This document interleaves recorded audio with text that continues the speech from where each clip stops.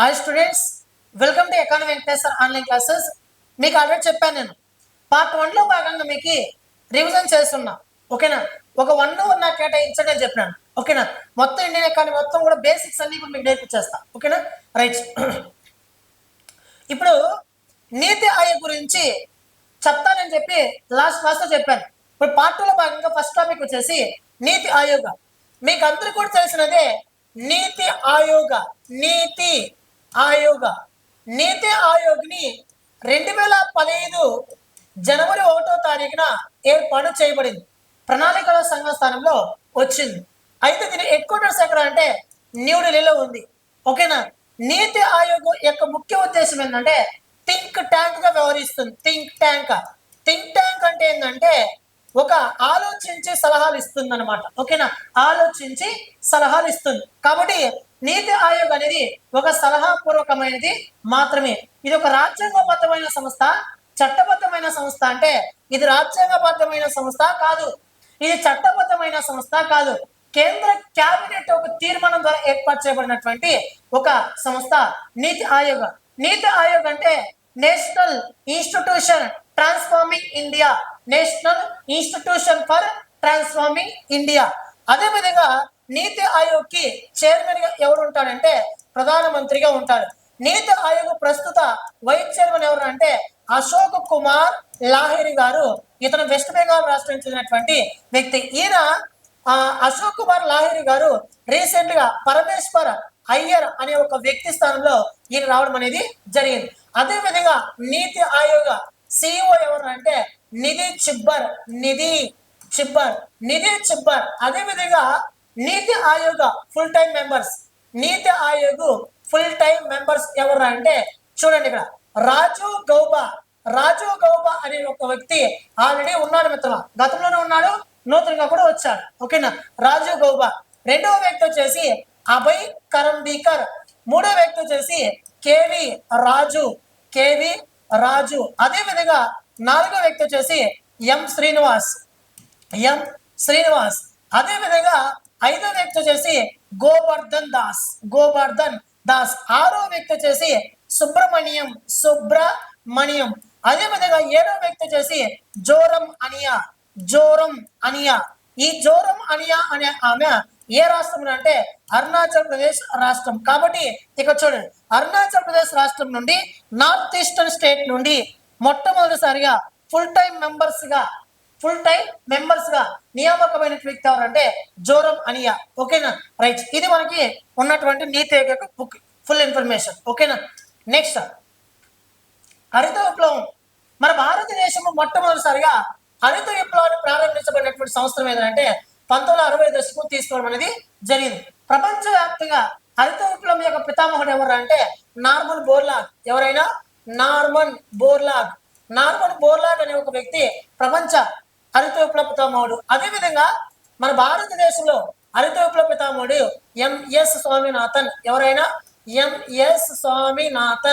ఆయన మన భారతదేశ ఆకలి తీర్చినటువంటి ఒక మహానుభావుడు. ఎవరంటే ఎంఎస్ స్వామినాథన్ ఏం చేశారు మిత్రమా, మెక్సికో దేశంలో ఉన్నటువంటి నూతన గోధుమ వంగడాలను మన భారతదేశానికి పరిచయం చేశాడు. ఈయన 2023 సెప్టెంబర్ 28వ తారీఖున ఈయన మరణించడం అనేది జరిగింది. 2024లో ఈయన భారతరత్న పురస్కారాన్ని కూడా ఇవ్వడం అనేది జరిగింది. ఓకేనా, అదేవిధంగా హరిత విప్లవం అనే పదాన్ని సూచించిన మొట్టమొదటి వ్యక్తి ఎవరు అంటే మనకి గాండ్ అనే ఒక వ్యక్తి. ఓకేనా, గుర్తుపెట్టుకోండి, గాండ్ అనే ఒక వ్యక్తి మొట్టమొదటిసారిగా హరిత విప్లవం అనే పదాన్ని సూచించాడు. అయితే ఇతను ఏ దేశస్తుడు అంటే అమెరికా దేశస్తుడు. గుర్తుపెట్టుకోండి, అమెరికా దేశస్తుడు మన భారతదేశంలో హరిత విప్లవం అనే పదాన్ని సూచించాడు. అయితే మన భారతదేశంలో హరిత విప్లవం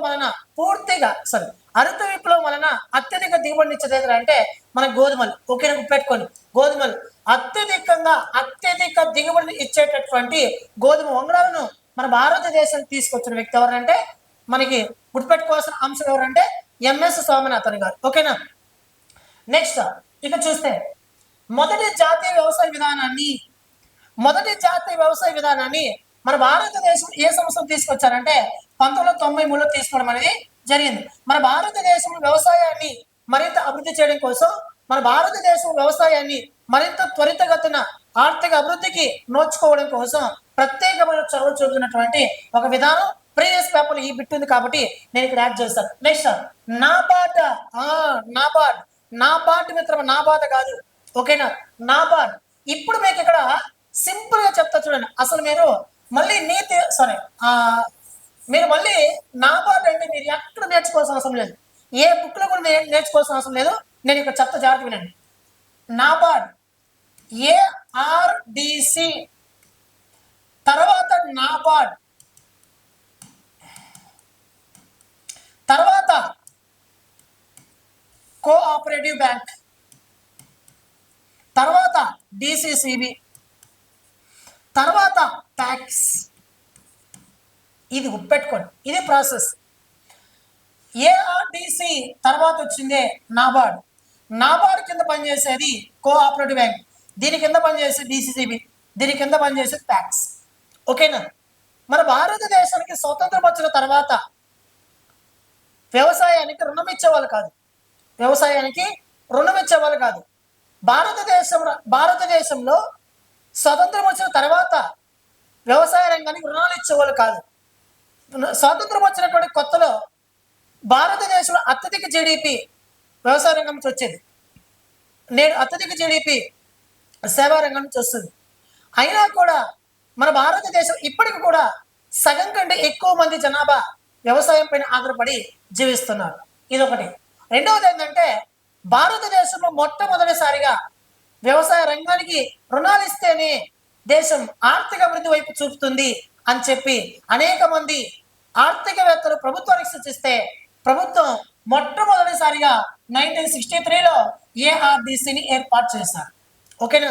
ARDC agriculture refinance, not rural, agriculture refinance development corporation, agriculture refinance development corporation అనేది. తర్వాత ARDC పేరుని 1982 జూలై 12వ తారీఖున నాబార్డ్ ARDC పేరుని తర్వాత నాబార్డ్ పేరు మీదుగా మార్చారు. నాబార్డ్ తీసుకొచ్చింది కాదు, నాబార్డు గతంలో ఉన్నటువంటి స్థానంలో వచ్చింది, ARDC స్థానంలో నాబార్డుగా మార్చారు. ఈ నాబార్డుని శివరామకృష్ణన్ కమిటీ సిఫారసుల మేరకు ఏర్పాటు చేయడం అనేది జరిగింది. ఓకేనా. నెక్స్ట్ నాబార్డు తర్వాత తన కింద పనిచేసేది కోఆపరేటివ్ బ్యాంక్, దాని కింద పనిచేసేది DCCB, దాని కింద పనిచేసేది ట్యాక్స్. ఓకేనా. చూడండి ఇక్కడ ఒకప్పుడు వ్యవసాయ రంగానికి రుణాలు ఇచ్చేది, ఓకేనా, ఒకప్పుడు. తర్వాత ఈ రోజు మన భారతదేశంలో వ్యవసాయ రంగానికి రుణాలు ఇస్తున్నది నాబార్డ్. వ్యవసాయ రంగానికి రుణాలు ఇస్తున్నటువంటి ప్రస్తుత ఏకైక సంస్థ ఏదంటే నాబార్డ్. ఓకేనా. ఈ నాబార్డు నిధులను కోఆపరేటివ్ బ్యాంక్ ఇస్తే ప్రతి ఒక్క రాష్ట్రానికి ఒక్కొక్క కోఆపరేటివ్ బ్యాంక్ ఉంటుంది. మన దేశంలో ప్రస్తుతం 28 రాష్ట్రాలు ఉన్నాయి, కానీ 28 రాష్ట్రాలు అంటే 28 కోఆపరేటివ్ బ్యాంక్స్ ఉండాలి. కానీ మన భారతదేశంలో 29 కోఆపరేటివ్ బ్యాంక్స్ ఉన్నాయి. అంటే ఎక్స్ట్రా ఎక్కడ ఉందంటే జమ్మూ అండ్ కాశ్మీర్లో కూడా ఉంది. అనగా చూడండి, ఇక్కడ ప్రతి ఒక్క రాష్ట్రానికి ఒక్కొక్క కోఆపరేటివ్ బ్యాంక్ ఉంటుంది. కాబట్టి అలా మన ఆంధ్రప్రదేశ్ రాష్ట్రానికి కూడా ఒక కోఆపరేటివ్ బ్యాంక్ అనేది ఉంది. ఓకేనా. చూడండి, ఇది దేశవ్యాప్తంగా పనిచేస్తే ఇది రాష్ట్ర వ్యాప్తంగా పనిచేస్తుంది. ఆ రాష్ట్రంలో మళ్ళీ ప్రతి ఒక్కొక్క జిల్లాకు ఒక DCCB ఉంటుంది, డిస్ట్రిక్ట్ సెంట్రల్ కోఆపరేటివ్ బ్యాంక్. ఇది జిల్లా స్థాయిలో పనిచేస్తుంది. ప్యాక్స్ అంటే ఏంటంటే కొన్ని గ్రామాలకు కలిపి ఒక ప్యాక్ ఉంటుంది. అదే ప్రైమరీ అగ్రికల్చర్ క్రెడిట్ సొసైటీస్. మీరు ఎక్కడైనా చూడండి, రోడ్డు పక్కన మనం వెళ్తూ ఉంటే రోడ్డు పక్కనే ఉంటాయి ప్యాక్స్ అని చెప్పేసి. ఓకేనా. DCCB అని చెప్పి ATMs ఉంటాయి, DCCB ATMs అని చెప్పి ప్యాక్స్ ATMs కూడా ఉంటాయి. మీరు కావాలని చూడండి. ఇప్పుడు ప్యాక్స్ అంటే ఏంటంటే మన గ్రామీణ ప్రాంతాల్లో ఉన్నటువంటి సప్తగిరి గ్రామీణ బ్యాంకులు కావచ్చు, ఓకేనా, లేకపోతే లోకల్లో ఉన్నటువంటి గ్రామీణ బ్యాంకులు, సహకార బ్యాంకులు ఉంటాయి. సహకార రంగం అంటే ఏంటంటే వ్యవసాయ రంగం అని అర్థం. ఓకేనా.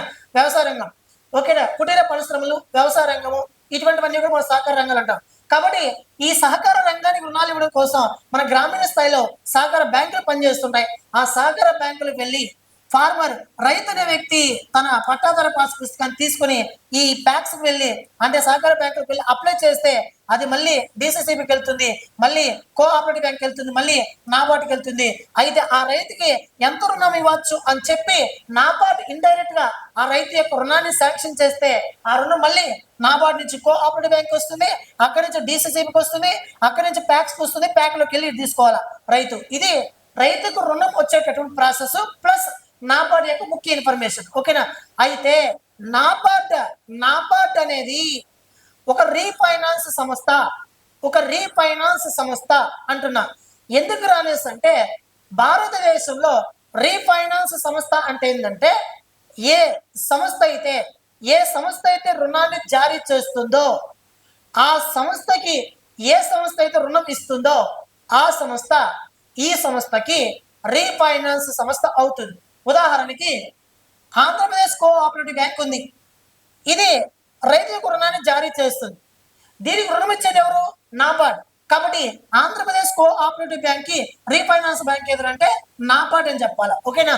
రైట్. ఇప్పుడు చూసుకోండి, ఇక్కడ వ్యవసాయ రంగంలో మనకి వ్యవసాయ రంగంలో రుణాన్ని ఇచ్చేటటువంటి ఏకైక సంస్థ నాబార్డ్.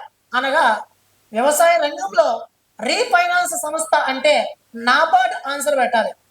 అదేవిధంగా హౌసింగ్ లోన్స్ ని ఇచ్చేటటువంటి ఒక బ్యాంక్ నేషనల్ హౌసింగ్ బ్యాంక్. గృహాలకు రుణాలను జారీ చేసేటటువంటి ఒక రీఫైనాన్స్ సంస్థ నేషనల్ హౌసింగ్ బ్యాంక్. అదేవిధంగా ద్రవ్యపరమైనటువంటి వ్యవస్థలలో అపెక్స్ బాడీగా పనిచేసేది ఎవరంటే RBI, reserve bank of India.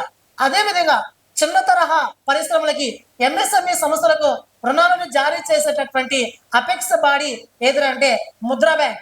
అదేవిధంగా మన భారతదేశంలో చిన్న సంస్థలకి రుణాలు జారీ చేసేటటువంటి మరొక సంస్థ SIDBI, small industrial development bank of India.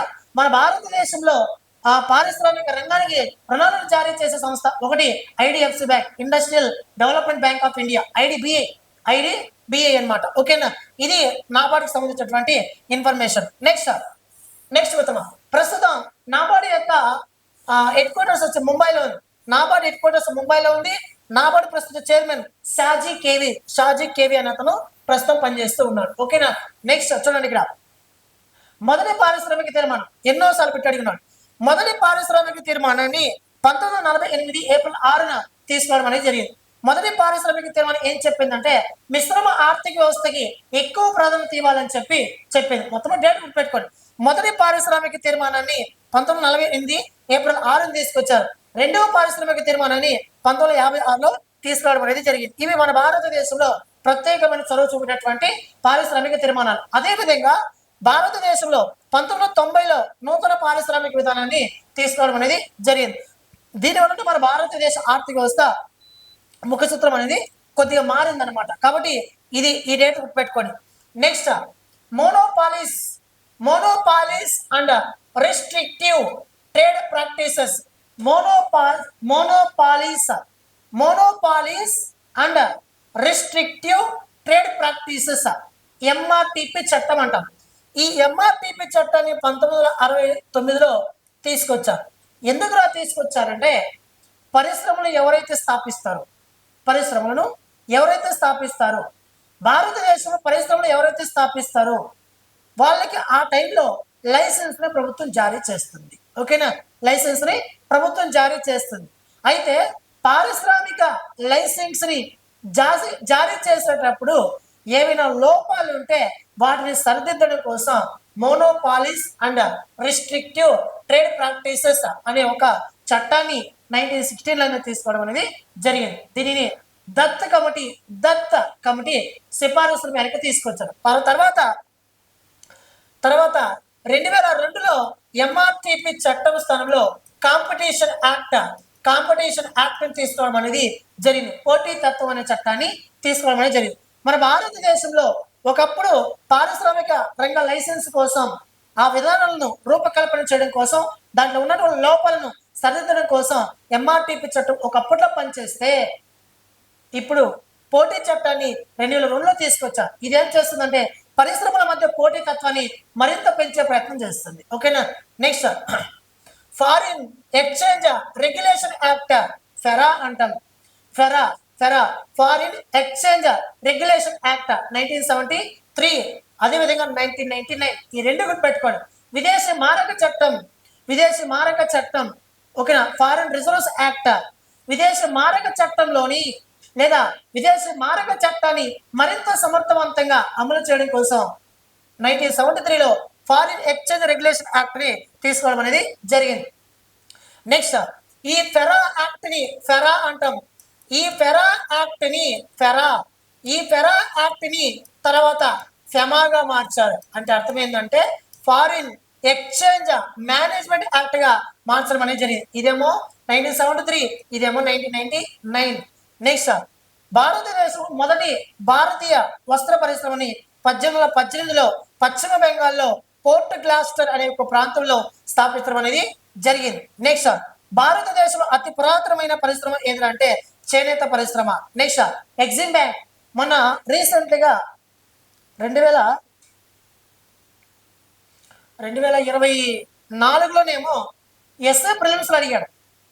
తెలంగాణలో దేంట్లో అడిగినాడు మాత్రం మొత్తం మీద కాంపిటేటివ్లో అడిగాడు. ఎగ్జిమ్ బ్యాంక్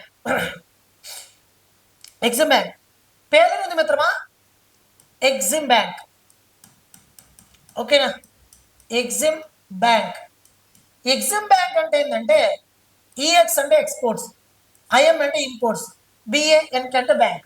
ఓకేనా. ఎగుమతులు దిగుమతుల వ్యాపారాన్ని చేసే వాళ్ళకు, వ్యాపారాన్ని చేసే వాళ్ళకి రుణాలను జారీ చేసేటటువంటి సంస్థ, దీనినే ఎగ్జిమ్ బ్యాంక్ ఆఫ్ ఇండియా అని పిలుస్తారు. క్రింది వాటిలో ఏ సంస్థని ఇండియా స్థాపించిందని అడిగాడు. ఎగ్జిమ్ బ్యాంక్ అనే సంస్థని ఇండియా స్థాపించింది. ఓకేనా. దీనిని 1982లో తీసుకురావడం అనేది జరిగింది. ఓకేనా, రైట్. నెక్స్ట్ 1923లో 1923లో విశ్వేశ్వరయ్య ఐరన్ అండ్ స్టీల్ కంపెనీని తీసుకురావడం అనేది జరిగింది. ఇది మన భారతదేశంలో మొట్టమొదటి ప్రభుత్వ రంగ ఇనుము ఉక్కు కర్మాగారం. భారతదేశంలో అతిపెద్ద ఇనుము ఉక్కు కర్మాగారం. నెక్స్ట్ ప్రభుత్వ రంగంలోని అతిపెద్ద ఇనుము ఉక్కు కర్మాగారం బొకారో స్టీల్ ప్లాంట్.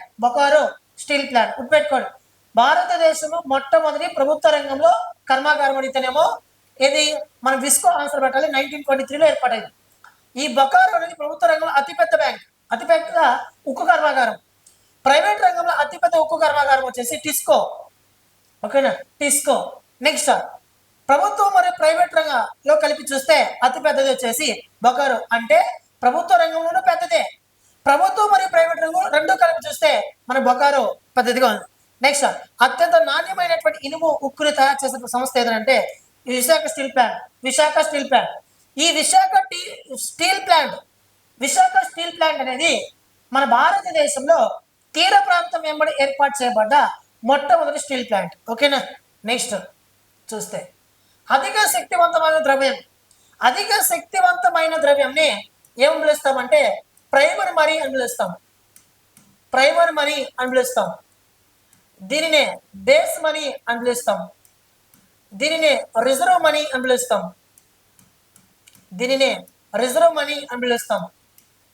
దీనినే మనం హై పవర్డ్ మనీ అని కూడా పిలుస్తాం.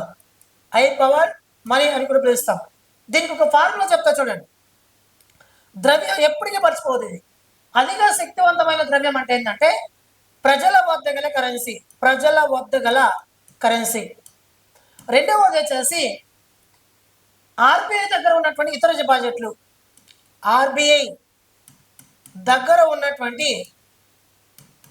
డిపాజిట్లు.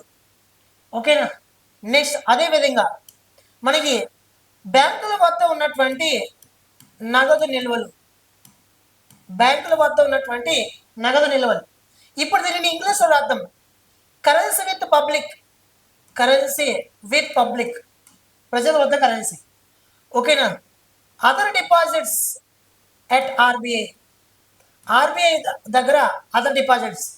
బ్యాంకుల వద్ద గల నగదు నిల్వలు, cash reserves at commercial banks.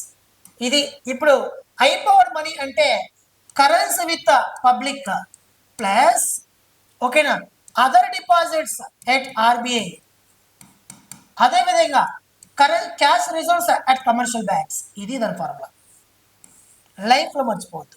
ఓకేనా, అర్థమవుతుందా?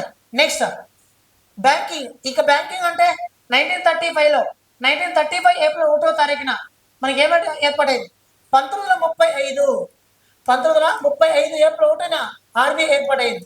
1949 మనకి జనవరి 1వ తారీఖున దీన్ని జాతీయించడం అనేది జరిగింది. ఓకేనా, నెక్స్ట్ 1969 జూలై 19న 50 కోట్లు అంతకంటే ఎక్కువ విలువ కలిగినటువంటి బ్యాంకులను 14 బ్యాంకులను ఇందిరాగాంధీ ప్రభుత్వం జాతీయించడం అనేది జరిగింది. మళ్ళీ తర్వాత 1980 ఏప్రిల్ 15న 200 కోట్ల అంతకంటే ఎక్కువ విలువ కలిగినటువంటి బ్యాంకులను 6 బ్యాంకులను జాతీయించడం అనేది జరిగింది. ఓకేనా, గుర్తుపెట్టుకోండి. నెక్స్ట్ సెబీ అంటే securities exchange board of India. Securities exchange board of India April 12, 1988లో ఏర్పాటైంది. దీనికి 1992లో మనకు చట్టబద్ధత కల్పించాం. దీని హెడ్ క్వార్టర్స్ ఎక్కడ అంటే ముంబై. ప్రస్తుతం చైర్మన్ ఎవరంటే తుహన్ కాంత పాండే గారు ప్రస్తుతం చైర్మన్. ఓకేనా, ఇదేం చేస్తుంది సెబీ? మన భారతదేశంలో స్టాక్ మార్కెట్లను నిర్వహిస్తుంది మరియు నియంత్రిస్తుంది. ఓకేనా, నెక్స్ట్ జిఎస్టీ. ఇక జిఎస్టీ అనగానే మీరు గుర్తొచ్చేది మీకు అంశాలు చాలా చెప్పుకున్నా. జిఎస్టీ అంటే మీకు చాలా అంశాలు చెప్పుకున్నా. ఓకేనా, ఇప్పుడు చెప్తా చూడండి. మళ్ళీ జిఎస్టీ అంటే మనకు గుర్తొచ్చేది 2017 జూలై 1వ తారీఖున జిఎస్టీ ఏర్పాటైంది. అంతేనా? దీనిని 2016 ఆగస్టులో ఈ జిఎస్టీ చట్టాన్ని తీసుకొచ్చారో ఆ చట్టం ద్వారా ఇది ఏర్పాటైంది. మన భారతదేశంలో విజయ్ కేల్కర్ కమిటీ సిఫారసుల మేరకు మన భారతదేశంలో జిఎస్టీ తీసుకొచ్చారు. అదేవిధంగా జిఎస్టీలో స్లాబ్ల సంఖ్య 4. ఒకటి 0%, రెండవది 5%, మూడవది 12%, నాలుగవది 18%, ఐదవది వచ్చేసి 18%, ఐదవది వచ్చేసి 28%. ఇక్కడ 0% కౌంట్ చేయకూడదు. ఓకేనా, చీపెస్ట్ వస్తువులపైన 0%, కాస్ట్ వస్తువులపైన 28%. కానీ 2025 సెప్టెంబర్ 22వ తారీఖు నుంచి జిఎస్టీ 2.0 తీసుకొచ్చారు 22 నుంచి. దీంట్లో 4 స్లాబ్లను 2 స్లాబ్లుగా తగ్గించారు. అనగా 5%, 18% మాత్రమే ప్రస్తుతం అమల్లో ఉంది. ఓకేనా, పెట్టుకోండి. నెక్స్ట్ మన భారతదేశంలో 122వ రాజ్యాంగ సవరణ బిల్లు ద్వారా మన భారతదేశంలో జిఎస్టీని తీసుకొచ్చారు. అదేవిధంగా 101వ రాజ్యాంగ సవరణ చట్టం ద్వారా మన భారతదేశంలో జిఎస్టీని తీసుకొచ్చారు. అదేవిధంగా 279 క్యాపిటల్ ఏ మన భారతదేశంలో జిఎస్టీ గురించి తెలియజేస్తుంది. ఓకేనా, అదేవిధంగా జిఎస్టీ పితామహుడు వచ్చేసి అటల్ బిహారీ వాజ్పేయి. అదేవిధంగా ప్రణబ్ ముఖర్జీ కాలంలో జిఎస్టీ చట్టరూపం దాల్చింది. మన భారతదేశంలో జిఎస్టీని ఆమోదించిన మొట్టమొదటి రాష్ట్రం ఏదంటే అస్సాం. అదేవిధంగా ఆ జిఎస్టీ పైన సెస్సులు విధించమని చెప్పిన మొట్టమొదటి రాష్ట్రం కేరళ. అదేవిధంగా మన భారతదేశంలో ప్రపంచంలో మొట్టమొదటిసారిగా 1954లో ఫ్రాన్స్ ఏం చేసింది? జిఎస్టీ తీసుకొచ్చింది. ఓకేనా, ఇది దీనికి సంబంధించిన ఇన్ఫర్మేషన్. నెక్స్ట్ బడ్జెట్ అంటే మీకు అందరూ తెలిసిందే. గత సంవత్సరం ఆధారంగా చేసుకుని ఈ సంవత్సరం బడ్జెట్ ప్రవేశపెడతాం.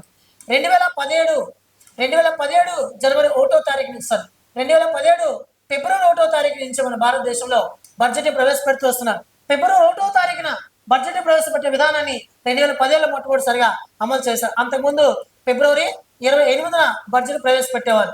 1929లో ఏర్పాటు చేసినటువంటి అక్వర్త కమిటీ సిఫారసుల మేరకు మన భారతదేశంలో సాధారణ బడ్జెట్ నుండి రైల్వే బడ్జెట్ వేరు చేశారు. మళ్ళీ 2016లో ఏర్పాటు చేసినటువంటి బిబేక్ దేబ్రాయ్ కమిటీ సిఫారసుల మేరకు మన భారతదేశంలో సాధారణ బడ్జెట్లోకి రైల్వే బడ్జెట్ కలిపేస్తారు. ఓకేనా, నెక్స్ట్ అంతర్జాతీయ సంస్థలు ఐఎంఎఫ్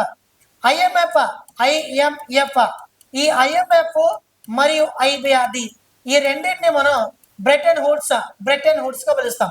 ఓకేనా, బ్రెటన్ వుడ్స్ గా పిలుస్తాం. ఈ బ్రెటన్ వుడ్స్ అంటే ఏంటంటే బ్రెటన్ వుడ్స్ అంటే ఏంటంటే అమెరికాలో బ్రెటన్ వుడ్స్ అనే ప్రాంతంలో సమావేశం ఏర్పాటు చేసి ఆ సమావేశం ఐఎంఎఫ్ ఐబిఆర్ని తీసుకోవడం అనేది జరిగింది. ఐఎంఎఫ్ ప్రస్తుతం 1945లో ఏర్పడింది. ఇది కూడా 1945లో ఏర్పడింది. ఈ రెండింటిని ఏం పిలుస్తామంటే twins of twins of Bretton Woods అని పిలుస్తాం. ఎందుకంటే బ్రిటన్ వుడ్స్ అనే ప్రాంతం కేంద్రంగా అంటే ఆ ప్రాంతంలో జరిగినటువంటి సమావేశంలో భాగంగా ఏర్పడ్డాయి కాబట్టి ట్విన్స్ ఆఫ్ బ్రిటన్ వుడ్స్ అని పిలుస్తాం. 1940లో ఏర్పడింది, కానీ IMF 1947 నుంచి ప్రారంభించడం జరిగింది. ఇదేమో 1946 నుంచి ప్రారంభించడం జరిగింది. ఓకేనా. IBRD అంటే international bank for reconstruction development, దీనిని వరల్డ్ బ్యాంక్ అని పిలుస్తాం. ఓకేనా. వరల్డ్ బ్యాంక్ ని ప్రపంచ బ్యాంక్ అని పిలుస్తాం. ప్రపంచ బ్యాంక్ ప్రస్తుత అధ్యక్షుడు అజయ్ బంగా 14వ అధ్యక్షుడిగా ఉన్నాడు. ఓకేనా.